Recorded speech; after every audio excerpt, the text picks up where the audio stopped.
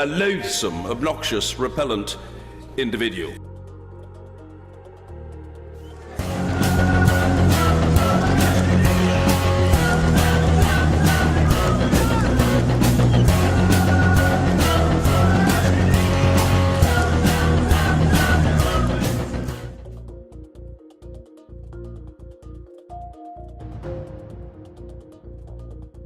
It's infuriating, that's what it is. It's infuriating to see the way, do you know when you saw Jack Straw talk about it? He's talking about them like they're statistics. The biggest victims of Islam are Muslims. Muslims are people, and the left can't get their head around this. Muslims are people. If you hate people, that's bad. Islam is an idea. Every idea is there for scrutiny and criticism and mockery if you want. And I spoke to her about my town. I spoke to her about Qadir Basque. I spoke to her about Luton Islamic Centre. I warned her and I begged her. On the racist point, there's no evidence that I'm a racist. In fact, all of the evidence, every single bit of evidence for the last 10 years points to the complete opposite. To prevent you. So I breached my bail condition one time. I turned up dressed as a Jewish rabbi and I got a conviction for that. That's one conviction. You turned up as a Jewish rabbi as a disguise. Oh yeah, you've got to see the video, man. I told the police, so I liaised with the police for the demonstration in Tower Hamlets. I was banned from going and I said to the police officer, we've got a Jewish rabbi coming to the demonstration, he's going to need an escort in. And they said, okay, and I'm banned from going. And I said, okay, he'll meet... Hold on a minute, hold on a second. You disguised yourself as a Jewish rabbi so you get a police escort in? Yep.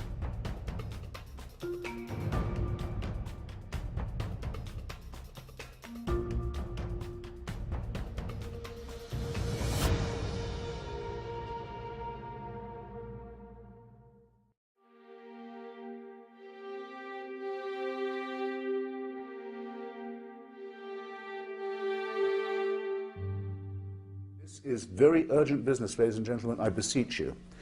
Resist it while you still can, and before the right to complain is taken away from you, which will be the next thing. You will be told you can't complain because you're Islamophobic.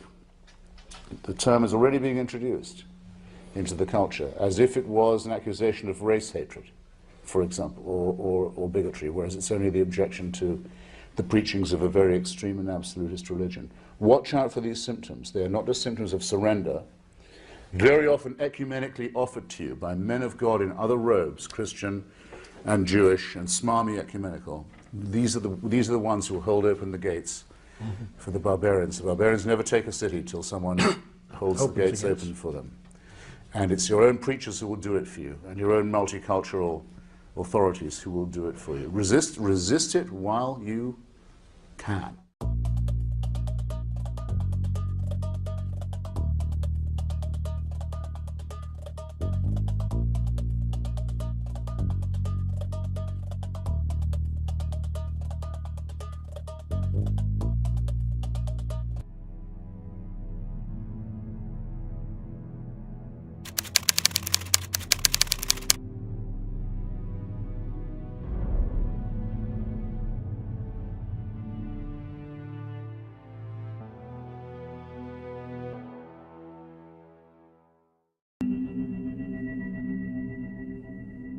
Seven years after shelving a potentially explosive story, journalist Andrew Norfolk found his conscience calling him. As the years went by, I had this very uncomfortable feeling like I hadn't done my job. I was on a long weekend. I was driving up to Scotland. I had the radio on. A news item came on the BBC. Greater Manchester Police have been describing how a 14-year-old girl was forced to endure an absolutely horrifying ordeal after being forced into prostitution. The vulnerable teenager was targeted with vodka and cigarettes after she was spotted wandering the streets before she was made to have sex with a string of men. At no stage in the report had the names of the defendants been read out. I'm sitting in my car in the middle of nowhere, and I'm thinking, you've not heard a word about this case until 5 minutes ago. And yet, with every fibre of my being, I bet I do know something about those men, because I bet when I check it out, they're going to be Muslim names. As Andrew set to work, demonstrations were sweeping across the country, led by the emerging face of the far right, the English Defence League.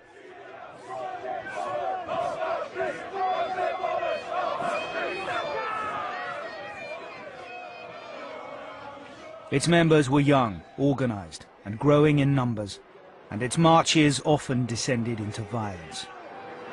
Gas grenades were thrown, police vehicles were vandalised, and the police themselves were attacked. The EDL's goal was to stem the growth of a faith that it believed was corrupting the country. And in the grooming of white children, they saw not just a crime, but evidence of a broader Islamic agenda. Militant Muslim gangs taking liberties in our towns and cities, taking liberties with non-Muslim youth, non-Muslim girls, raping, pimping, beating, abusing our whole system.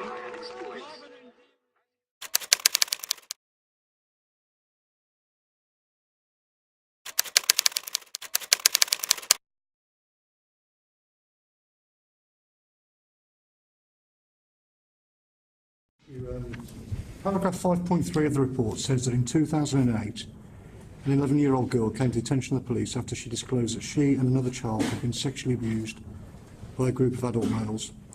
Just a few weeks later, she was found in a derelict house with another child and a number of adult males. Yet she was arrested, 11 years of age, she was arrested for being drunk and disorderly, and none of the males were arrested. Has your force identified the police officers involved in that and found out what went on?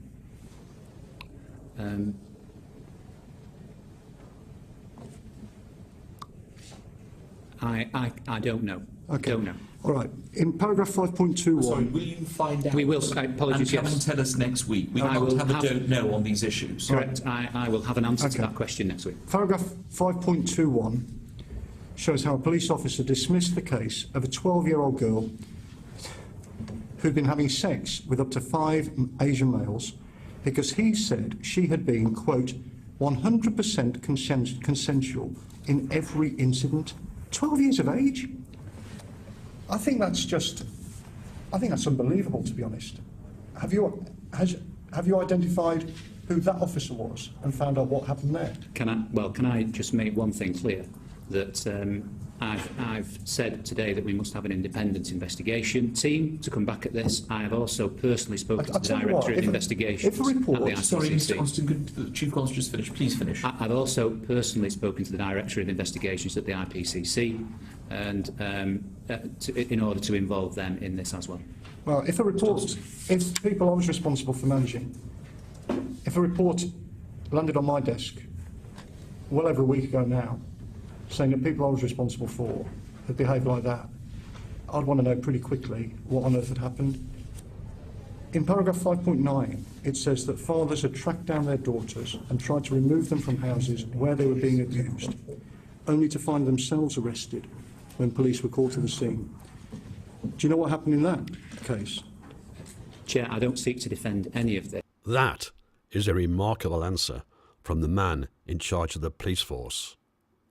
A police force where in one small town in the UK, over 1,400 children were sexually abused by mainly Muslim gangs. Note that the politicians on the committee here are complicit in some of the political correctness on this matter by calling these gangs who raped 1,400 plus girls in Rotherham Asians, rather than actually clarify it and reduce it down to the truth, because 90% of the convictions are for Muslims, not Asians. And it really is an insult to Asians as a whole to not distinguish. But even today, in 2018, government officials stick to the word Asian. And of course, fathers were arrested trying to stop their daughters being raped. The daughters were left to be raped, and even social services in Rotherham delivered children back to the rapists. That is how bad the situation was. Mr. Speaker, Professor Alexis Jay's report into child sexual exploitation in Rotherham between 1997 and 2013 is a terrible account of the appalling failures by Rotherham Council and by the police and other agencies to protect vulnerable children. It was a complete dereliction of duty. It makes for shocking reading.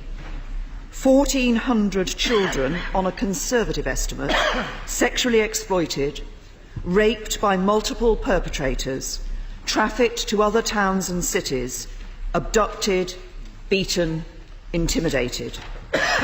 Like the rest of this House, I was appalled to read about these victims and the horrific experiences to which they were subjected. Misconduct has yet been found relating to the child sexual exploitation cases in Rotherham, according to the police watchdog. To the grooming that's going on with gangs, it does predominantly tend to be Pakistani men, and that makes us uncomfortable because we don't want to be seen as racist. But actually, it's not racist, it's just calling out a perpetrator and identifying a characteristic.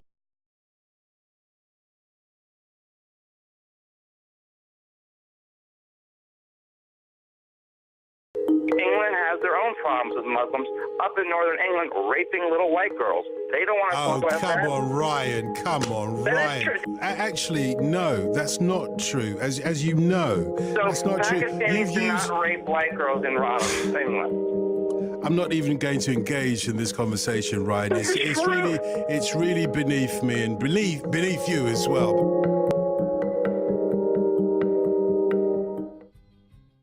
Brilliant. Yeah, great. Yeah, because we're trying to get past the media bias on organisations like this. The minute they open their mouth, none of these people listen to that anyway. We have BBC News here. The only reason why we have to come is because of how bad they are. When you describe this crowd, how are you going to describe them in your news report? Well, we're going to call them what you've labelled yourself, which is an anti-extremist movement. When your news report comes out on this, yes, will you mention the word far right? If people have labelled it as such, then we have to reflect that. You should report and reflect what you've met and seen today. Have you seen far right demonstrators? But if people label it as such, if I label you as a nonce, would you report that you're a nonce? There's no truth in it, is there? What you do is word association, which is what all of your media do against ordinary people. These are all ordinary people who have come out to demonstrate. You all do word association of racism, of far right. You've got ordinary people out demonstrating against terrorism, and you, every time the mainstream media, you brand them, and it's not fair, it's not right, and you know that because you're on this demonstration. So equally, I'm sure you know where those labels come from. You have, calls for tighter immigration. That is a right-wing rhetoric. So calls for tighter immigration against Islamic terrorism is a right-wing rhetoric. In fact, the Labour Party said talk about immigration, tighter controls on immigration. Everyone does. Right. What do you mean a right-wing rhetoric? How's that a right-wing rhetoric? Well, people would say that is so because this group talks about terrorism and talks about controlling borders, that means they're far right. It's a far right. Yeah, they could be. This is what you're up against. This is what you're up against. This is BBC. So if someone identifies as wanting to stop Islamic terrorism and controlling your borders, it's far right. It would be labelled as such. By people like you! But if my opinion is absolutely invalid, it's about getting... You're reporting for the BBC, you're lying for the BBC, you are officially fake news and you're demonising so many innocent people. Right. You make it impossible for people to talk. You do that. That's who you are. You're here to try and get bad footage, that's why you're here. Right. That's your agenda. You have an agenda. You're frustrated with the media, from what I take from this. You have a complete agenda when you come to these demonstrations. And you usually don't even report. If you can't get any bad footage of today, if you can't get violence, you don't report. Do you think there would be violence today? I mean, it's been peaceful so far. No, not unless far left demonstrators are allowed to get up and throw things at people, which is what usually happens. So if the police want to stitch the organisation up, which we see time and time again, then we'll see. But you are all part of the problem. In September 2016, a Muslim sergeant called Javaria Saeed actually became a whistleblower for the allowance of extremist Islamist ideology within the London Metropolitan Police. She was, of course, stonewalled at every avenue until she felt she had to become a whistleblower to the press to let people know what was happening. Well, to start off with, the first day that I joined the unit, I was told by an officer to get down on my knees and beg God for forgiveness for the way that I choose to make my decisions as a Muslim woman. And then later on, there were comments around FGM, advised to other police officers that FGM is a clean and honourable practice in Islam and we should be careful not to criminalise it. This was a unit set up to presumably engage with people within the Muslim communities within London and also to protect Muslim women from being victims of FGM and also of domestic violence. That's right. The unit was very... Now imagine growing up in that environment. Imagine growing up in an environment where relatives are raped. Imagine growing up in an environment where friends are killed. Imagine growing up in that tough world. Well, one person did, and he goes by the name of Tommy Robinson. And for being a whistleblower, the state was to turn on him.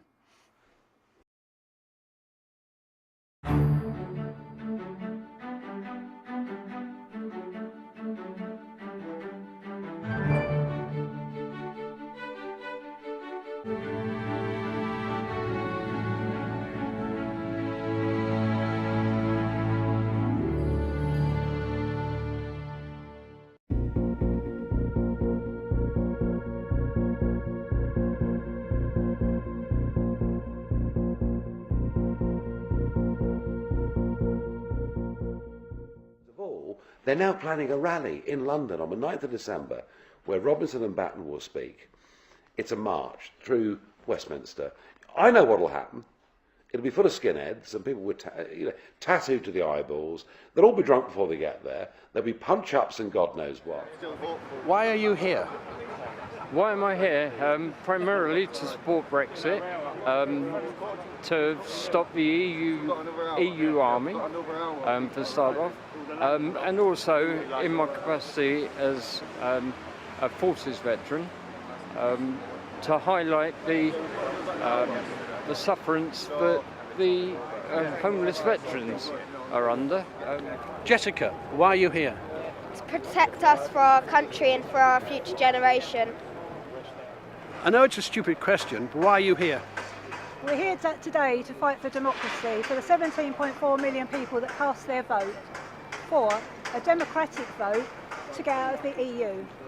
Not everyone can be here today. A lot of them are disabled or working, so we're here to represent the 17.4 million.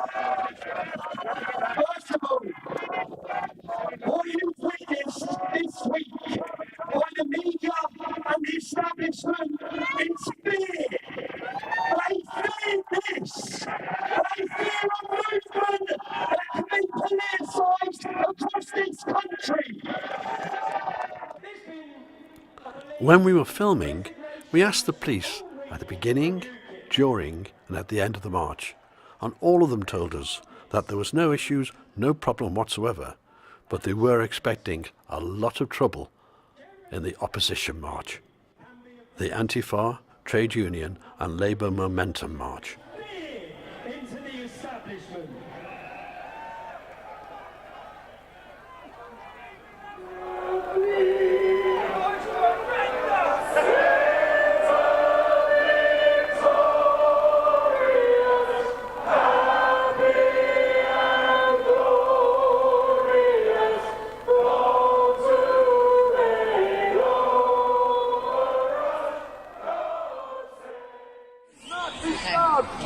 Fascists!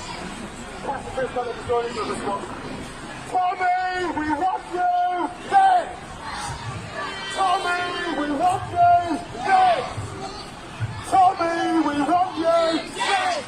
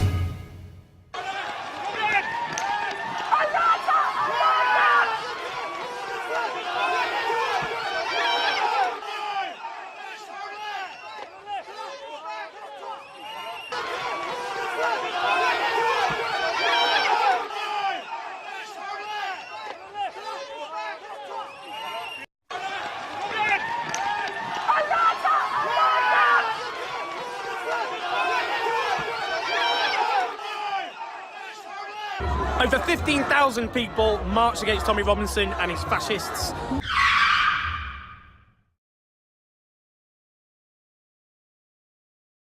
Only 3,000, some are saying only 1,500, marched with Tommy Robinson, that convicted fraudster and thug, and his fascists. A total and utter humiliation for Tommy Robinson and his band of fascists.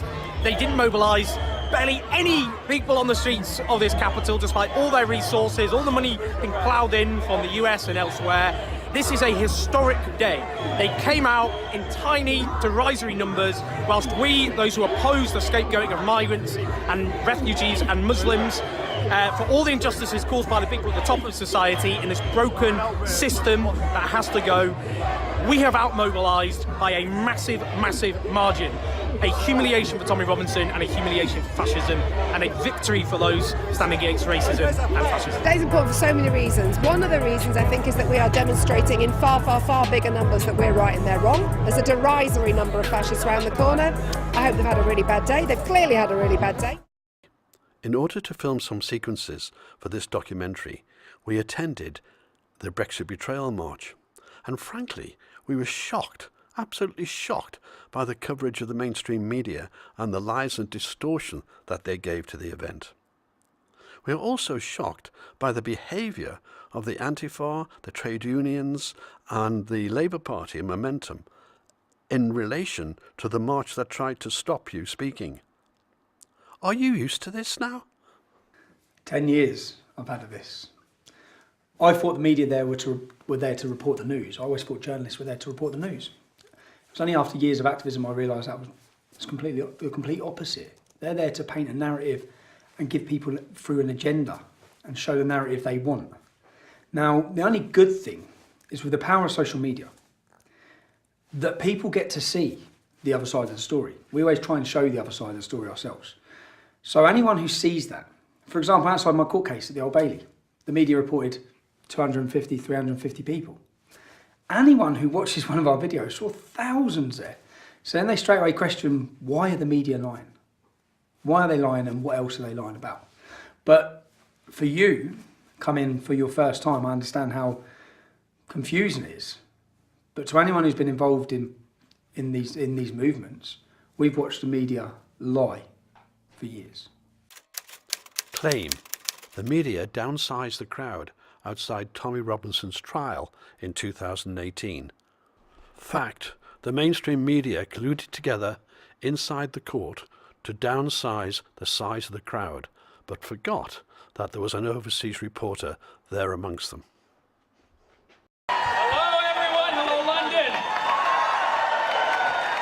My name is Andrew Lawton. I am from London, Ontario in Canada. So I was in the courtroom in the front row waiting to cover Tommy Robinson. The mainstream media did not know who I was, being the undocumented foreigner in this land. and they were speaking a little candidly. Would you like to hear what they said? You see, one of the great members of the law enforcement who have done a lot of great work today said to them, at the time there were about 1,500 people, they said, let's just say a few hundred, quote, because we don't want to give it credit.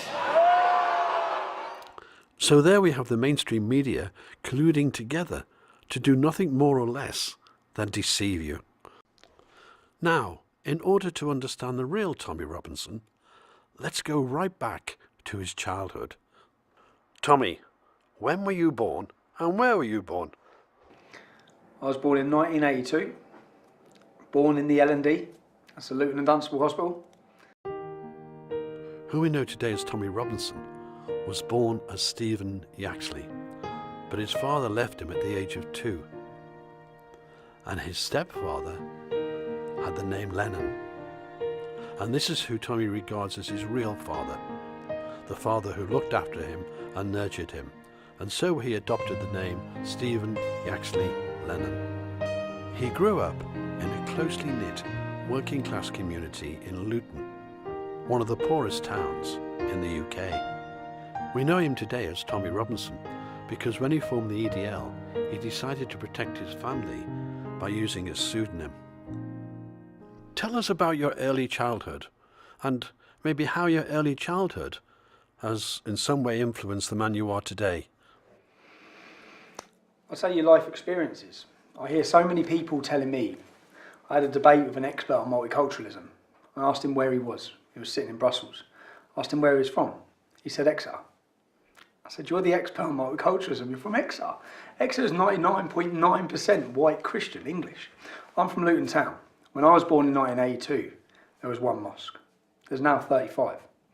I've seen and watched the change my entire life. I've grown up. Luton is one of the most diverse towns in Europe. We have everybody, every culture.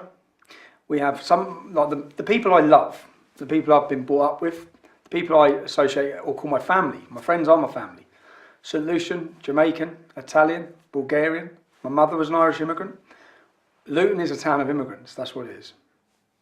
And through growing up in that town, you get to understand multiculturalism. You understand that, and I actually myself, and a lot of people don't understand this when I say it, when I hear world leaders, when I heard David Cameron say multiculturalism's failed, when I heard Angela Merkel say multiculturalism's failed, to me that is a weak way of accepting Islam's failed. Because growing up in Luton, all those cultures, all those other ethnicities, they've all gone like that together. They're all my friends, they're all my family. But people call you a racist, and you're now telling me you've got black friends, brown friends? I've never understood racism. I've never understood it. And I've never seen it. There's never been racial tensions in my town. And that's because growing up, I grew up, and the men I aspired to, the men I looked up to, whether through the football culture, the football hooligan scene in Luton as a youngster, and that come about because a lot of my older relatives, my mum's one of 9 children, and a lot of my older relatives and cousins and uncles were involved in the football scene. And the people I looked up to were West Indians, Yardies, because Luton's football element has always been completely multicultural and always clashed with the far right, because back in the 1980s, certain hooligan elements were far right, and Luton would always be a big day out for them, for the racists coming to Luton. So Luton's always battled racism. The men of Luton, the English, the white men, have always battled racism. So for me to be called a racist, amongst my friends, we laugh about it. Amongst my friends, because even yesterday, even last night, Luton were playing at home. I've got a friend who's English, but his family have come from Jamaica. He's a massive 6'5" lad, and he's walking in front of my car as I'm coming into the stadium. And I spoke to him, and I'm bibbing, and he shouted, "Fuck off, you racist!" But he's turned around, and we're both laughing our heads off. And so amongst all my pals, we joke about it. It's a joke in Luton, because everyone in Luton knows me. Everyone knows me, as a youngster. Then tell me, how do you feel when people call you a racist? It's insulting. It's infuriating, actually. It's infuriating. And in fact, trying to understand it. And when I first started the United People of Luton, I was asked for my first interview, and I didn't know anything about right-wing, left-wing politics. I didn't understand certain media. I didn't understand the Guardian was left-wing, the Daily Mail was right-wing. I never understood any of that. I never read any of them. I didn't care. I was on a building site. I was not bothered or interested at all. And I went for my first interview with the Guardian, and I sat down and I went with my friend who I saw last night. I went with 3 of my friends who were all black. And I sat down and I had this conversation, and we sat there chatting, saying, just telling them why we're angry. And then when the article came out, there's no mention of the fact I turned up with 3 of clearly my best friends who are not white. There was no mention. There was labelling of far right and racist. And the shock at that moment, the shock when we first walked through our town in response to the soldiers coming under attack, in response, as a community, we come together and walk through our town with plenty of non-white friends. In fact, my friend Isaac lost his teeth that day by a police officer. So plenty of non-white people. We had signs that said National Front go to hell to let the far right know from the offset they're not welcome. And when I read the newspaper, racists. And to try and understand that as a young man, and then to witness it and the spread of it and the way that, do you know what it does? It infuriates me to the real victims of racism, because it's an absolute insult to them. That attempting to discuss problems around an ideology can have you labelled and smeared as a racist by every celebrity or news presenter in this country. Yeah, it's infuriating. Well, you're a friend of Tommy Robinson, and apparently he's a racist.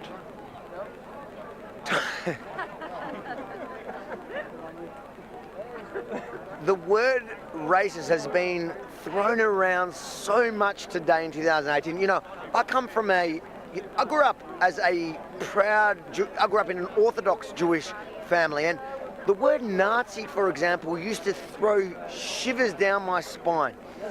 Today, if somebody tells me there's a Nazi in the pub, I feel like I've got to walk over and buy him a beer. Not because I like Nazis, but because the term racist, Nazi, bigot is being thrown around. Tommy is the least racist person I know.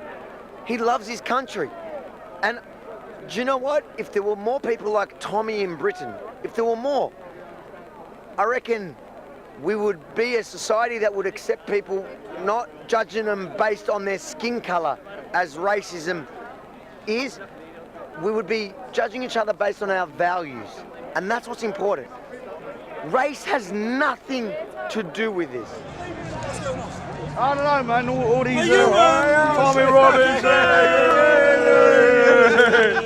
There's all the racists over here. Look. You know, we're not hooligans. We're just normal folk. Yeah. Just getting on. Totally agree with you. You know. From the EDL onwards, Tommy Robinson is associated with all races and religions.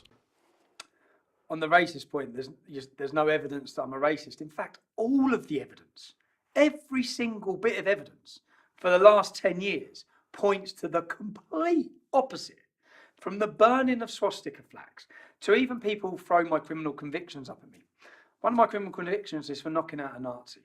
I have challenged, in fact, I've done more to challenge Nazism in this country than any of these anti-racist left-wing activists. I have openly called it on with them in the same way I've called it on with extremist Islam, with radical jihadis. I've always said Islamism, Nazism are opposite sides of the same coin. They're identical problems. But one of them has been pretty much defeated. The other one is flourishing. So, yeah, all of the evidence throughout all of the years. And you know, the thing is, the media try and portray this racism thing. But anyone who follows my life, anyone over the years who's followed me, anyone who's now followed me, sees my life. They see the videos of my life, they see my friends. They see it's quite clearly visual that I have a multi-faith, a multi-ethnic, diverse friendship with many people. So it's clear to everyone I'm not racist. But with regards to Islam, growing up in Luton, when I went to high school, there was something different, very different. I thought it was because the groups were Pakistani. So in our school dinner hall, when you'd walk in the school dinner hall, and we had every culture and every race, you'd have the white kids sitting intermixed with the black kids, sitting intermixed with the Chinese kids, with any Hindu kids, they'd all be just in the mix, just eating their dinner. In the corner, there'd be 4 or 5 tables of Pakistanis. And I always thought Pakistanis, that's just what I thought it was. And there was a natural aggression and hostility. And I witnessed the gang culture, the gang identity of if you mess with one, you might as well have just declared war with the whole tribe. And I witnessed the difference in where men or kids, Luton, so people understand, Luton got voted the roughest town in the UK. It's a real town with real problems, with extreme poverty, with a lot of violence, a lot of problems that are away from Islam, has a lot of problems in that town. And so growing up in a town like that, at a school like that, there's a lot of trouble, there's a lot of violence. But it was only then that I experienced the gangs, the one-on-one fight, that was gone. There was multiple people attacking one person. And it was a learning curve, and I just always put it down to Pakistanis. I thought they're different. And I never really understood it. And it was only then, my wake-up call, my complete lightning moment, was the Beslam school massacre. I'd witnessed lots of problems in the town. Sexual exploitation of the young girls. I had a relative who was groomed. I had a boy who was my age, my uncle's friend was murdered in the town, Mark Sharp. They snapped the knife off in his head. A group of 5 again, not one, not two, multiple men were armed with weapons over nothing, over a road, over giving a hand signal in a car. And this man was with his 10-year-old son at the time. His son was my age. So I'd seen all these problems from what was a Pakistani community. But then it was the Beslam school massacre. Do you remember the Beslam school massacre? The Beslam school massacre was where jihadis in Chechnya took over a school of children. And I remember watching it, trying to understand it. As parents come outside the school, they had the children for a couple of days. They massacred them. And the parents were outside the school listening as their children were being butchered. And I remember just watching it. And then I remember watching a video in a chicken shop in Luton. And that was my introduction to a jihadi called Saif al-Islam, Sword of Islam, his name is. He's now in jail for terrorism. In fact, he's the one who punched me through the car window, for anyone who's seen the video in Luton. Oh, because I know what you like, bruv. You have about 100 you in a minute. You f***ing little chief. And I watched him sitting in a chicken shop saying that an attack like that on a school in England would be justified. And then I remember just,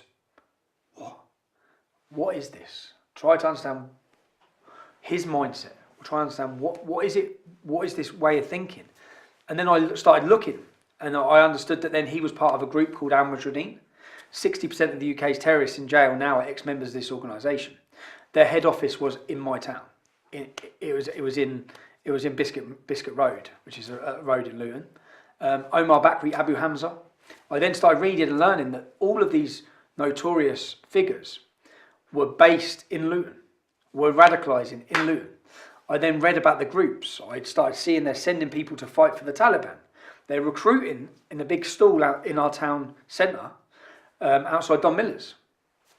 That was my understanding then. And then I tried to understand how someone from Luton can think an attack against children that I'd just witnessed play out. I'd seen the mothers, I'd seen the grief, I'd watched it. And I was probably, I can't remember, 19, 20 at that time. So that was my opening moment where I started looking and learning. And then when September 11th hit, when I went up to the local shops, we had Magnificent 19 posters put all over the shops where they were glorifying the 19 suicide bombers. We had a parade through the town. We had celebrations in the local college. Now these things spread around the town. We live in the town. As I said in my Oxford Union address, this is our town. This is where we live. And trying to understand with the issues in the community like that. I had a young lad who was from Oxford University, who got the best grade at Oxford University, who'd done a documentary with me. And when he comes to do a documentary with me, he come to our local pub and he met everyone. And he said, I've never had this. I said, what? He said, you all know each other. Every one of you, in every shop, in everywhere we walk, you're all shaking hands and you all know each other. He'd never had a community. Because this is where the out of touch problem comes with politicians and young children who are going to boarding schools. If a young girl is affected in our estate, it affects us all. If someone's violently attacked in a racist attack, it affects every one of us. because we all know them. We know their mums, we know their sisters. These some children who are like, for example, this young lad Tom, he has gone to a boarding school. He doesn't mix on the estate because he goes to a private school. He comes out of school and goes to a university. He goes to another town. He doesn't know anyone. He then gets a job in a city. His community, he doesn't have the community we have. We have a community. And when you affect one of them, you affect them all. And so we're supposed to just, and I bring it back to Rotherham. If you've got 1,400 children who have been raped in Rotherham, each one of them has 4 family members. That's 10,000 people directly affected. You talk about multiculturalism, you talk about problems, you talk about hostility. That's 10,000 people just in that small area who are directly affected by Islamic grooming gangs. And you want to try and tell us all and dilute the problem. So in Luton, you will not come to my town and not meet one person that doesn't know someone that has not been directly affected by Islamic hostility in our town. And that was so my awakening moment was Beslam. I started learning, reading, researching. And that's what really frustrates me a lot, is when people argue with me or smear me or label me, slander me, without doing any research. I'm very versed. I'm more versed than any Muslims. I can debate this issue with anybody because I know it inside out. And and it's not just that I know it from reading and researching. I've lived it. So I'm not talking about what I read in a book. I can go back every time to a life experience that has been an awakening moment that has helped me to understand why Islam is different to all the other cultures and religions in our communities. Tommy, who are the biggest victims of Islam? The biggest victims of Islam are Muslims. The biggest victims. When I talk about freedom, I think that the freedom that we have in this country, everybody should be able to enjoy. Everybody who's born in Britain. Our forefathers sacrificed their lives to give us freedom. Yeah, many British people have freedom. Many non-Muslims have freedom. There's many Muslims who do not have freedom, who can't have freedom, who are oppressed, who aren't free, who are slaves, whether they be slaves to Allah or slaves to their own families. The problem with apostasy, the problem without any organisations or charitable groups or government funding or support to help these people who are isolated, who are targeted for leaving Islam, the punishment to leave Islam is death. And so many people who have left Islam know that around the world. But that same problem is here in Britain, with honour killings, with violence. And again, every time I can give you an example, I was at a shop in just outside of Luton, and I walked out of the shop and a young Asian girl came up to me and said, "Tommy, Robert, I've been waiting years to see you. Please, please, please come back to my house." Yeah. I was like, "What?" I said, "No, babe." I said, I'm not coming back to your house. What's the problem?" And I went back, in the end, I got talking to her, and I went back and met her partner at her house. She's hiding. She left Islam. She's been hiding 20 miles from where her family are for 10 years because she's scared they'll kill her. Everyone should have freedom in our country. And there's an ideology and a scripture being promoted by many imams across this country that apostates deserve death.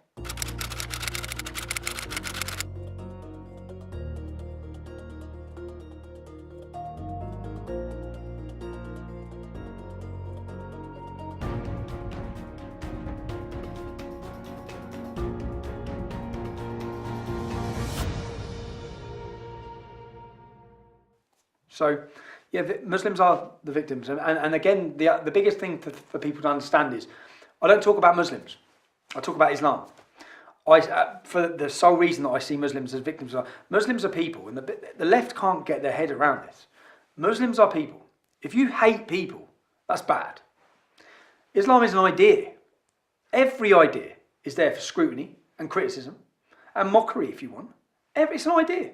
You're free to pick fault with that idea. You're not free to promote hatred against people. So I don't talk about Muslims, I talk about Islam because of that. And many Muslims I think many of them are naive to the agenda of Islam.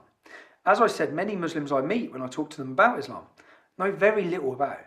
They know very little about Muhammad. They are just cultural Muslims, Muslims by name only, experiencing the freedom in this country without realising that Islam takes those freedoms that they enjoy so dearly. Tommy, you clearly explained the difference that you see between Muslims and the ideology of Islam. But what was the trigger that actually got you into activism, that got you to form the EDL? The formation of the English Defence League, people need to understand there was so much before that.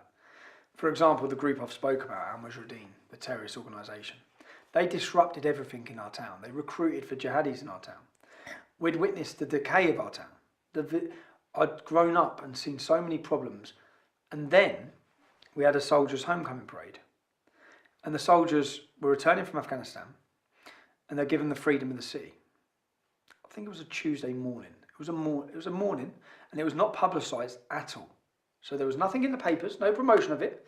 There was a young lad from the same estate as us who lost his legs. Another young lad who had died, and his mother and their families were there to pay respects for the returning soldiers. Now, when we went into town that morning, I knew something was wrong. I looked around and I saw police everywhere. And then I saw groups, dozens of women together in burqas. Dozens of women. And I started spotting the jihadis. I started spotting Saif al-Islam and the groups which I've researched and I know everything about. And I thought, they're going to do something today. And I just knew they were going to do something. And then they attacked our soldiers. Now, what a lot of people don't see, they just see a small group of Muslims shouting, baby killers, butchers of Basra. They spat. A soldier who lost his life, his mother was there to pay her respects that day. They spat in her face. This is the point again I make of, that's our town. Luton is our town. It's a town we love. It's part of who we are.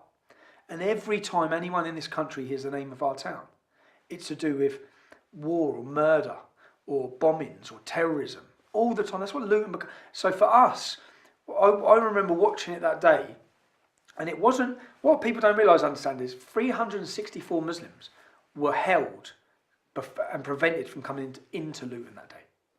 364. We got all the intel because my cousin Kev was arrested. We got all the intel. 364. 80% of them were not born in Britain. There would have been 500 plus Muslims in that, more than our armed forces, to attack our soldiers that day. The police prevented them at the motorways coming in, but they didn't prevent the Luton ones. So we had 100 Muslims spitting obscenities at our soldiers. And on that point, I'm completely against the war. But there are soldiers, they swear allegiance to the Queen and the elected government who choose their wars. Now, for us that day, I remember sitting down afterwards, I remember watching the way the police policed it. They didn't even look at the Muslims. In fact, they walked them. I watched them as they walked that group of vile, radical jihadis. It's the equivalent of walking Hitler's henchmen through our town hall. They walked them through our town hall and took them to the back. So as our armed forces walked past, they could spit and attack them. They were walked through to do it. And do you know why they were walked through? Because never, up until that point, after the formation of the English Defence League, had the Islamic community been told no for anything. There's videos you can watch online of thousands of them walking through, shouting, bomb, bomb, bomb Israel. And then also shouting about Muhammad killing the Jews. They're shouting slogans about murdering Jewish people. Thousands of them with big PA systems and balaclavas through my town. And I've had to watch that for years. So where they just had never said no to them, because they're so scared of them, that they let them do that to our soldiers in our town. And then I remember sitting down afterwards with Kevin Carroll, my cousin, and saying, if we let them do this, if we don't do anything about this, what's next? Look at the progression. They're now attacking our soldiers in the street. They're abusing their mothers with full cooperation support to do so. What we also found out was that the police and the council knew prior to this full well that there was going to be an attack on our armed forces. In fact, every mosque in the town had been leafleted for a week before, inviting them to attack our armed forces. Now, yes, 50,000 Muslims did not come out and attack our armed forces, but they also done nothing to stop it. They knew that was going to happen. If we would have known that was going to happen that day, those jihadis would have never got near our armed forces. So after that, Well, I said, if we don't stop this, if we don't make a noise about this, then what's next? A soldier's funeral? Will they turn up at his family's houses? And we've actually watched the progression from attacking our armed forces to setting fire to poppies, to beheading Lee Rigby. We've seen it with our own eyes. We've seen the path we've gone down. So that was the final moment. When they attacked our soldiers, we said enough's enough. We now need, and it was really, we set up an organisation called the United People of Luton. And it was for us to let the rest of the country know, and to let the Royal Anglians know, who we're proud of and who we love and who we are so proud of for protecting us and giving us our freedoms. We wanted them to know the people of Luton support you and love you and are grateful for the sacrifices you make when they're coming back, returning from war zones with friends and comrades who have gone. We want them to know the people of Luton appreciate that. Not the way it had been shown to the world.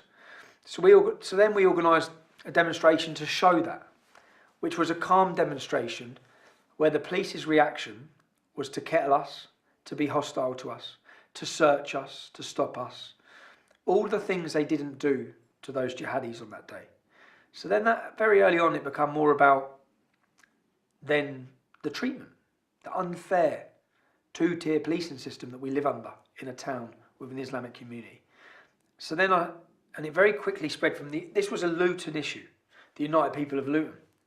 And then very quickly I began to realise that every town with an Islamic community, the non-Muslim community, were living under the same rules. Two-tier policing, two-tier funding, special treatment, hostility, rape, war, violence, all put on them, religiously motivated. That progressed into the English Defence League. But didn't you meet the Home Secretary, Theresa May, who is now our Prime Minister, at that time?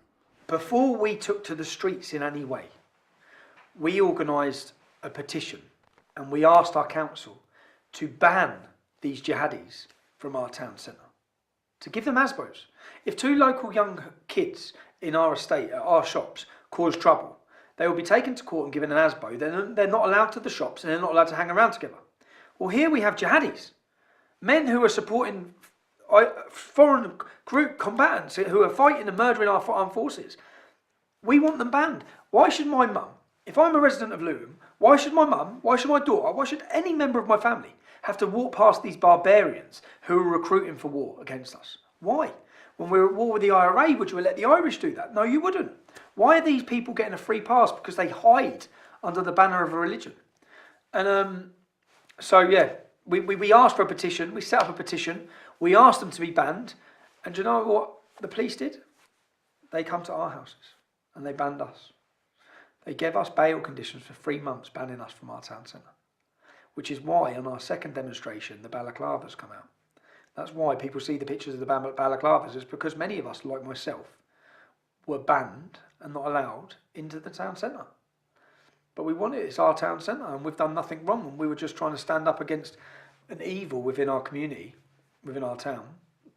And even with the Home Secretary, what I did with the Home Secretary is I set up a meeting. It was Theresa May, our now Prime Minister. Well, hopefully by the time this goes out, she's gone. But I set up a meeting with one of her constituents, and then I turned up instead of him.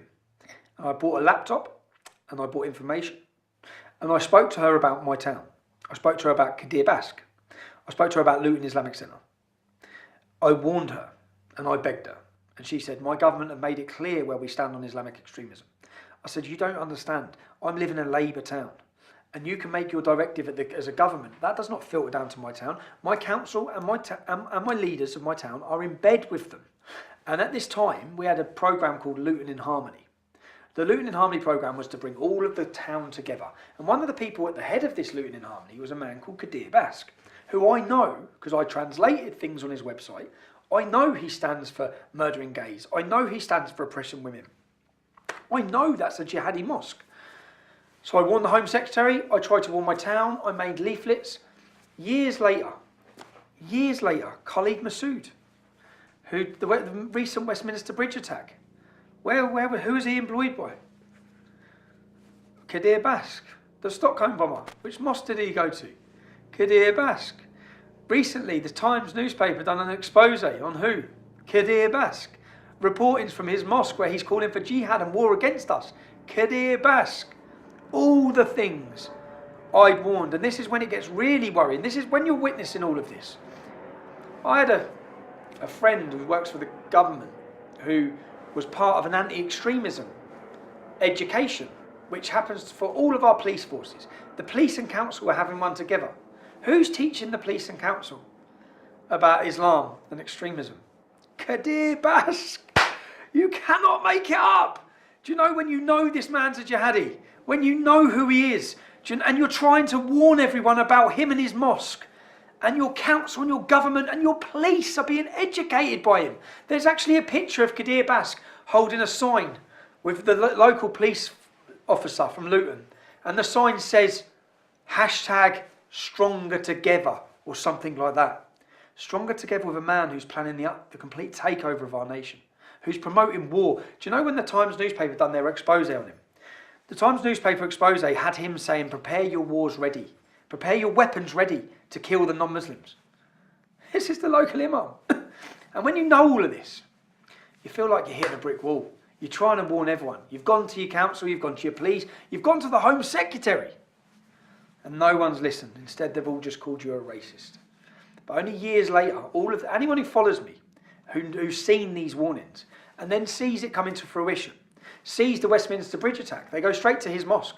After the Westminster Bridge attack, I stood on Westminster Bridge, and I said, this attack will come from someone who was radicalised in prison, and it will be linked to Luton, Birmingham, and East London. They're the hotspots. The next day, the police raided Luton, Birmingham, and East London, and he was radicalised in prison. So again, it's if you're researching this, which I become obsessive in anything I do, I have not stopped reading, learning, listening, understanding, researching, even following. I followed it. I know every one of those jihadis. I probably know them better than the police. I know where they all are. I know the schools they take their kids to. Because I felt that's my job, and to protect myself, I need to know what's happening. But, yeah, so many problems, so little time.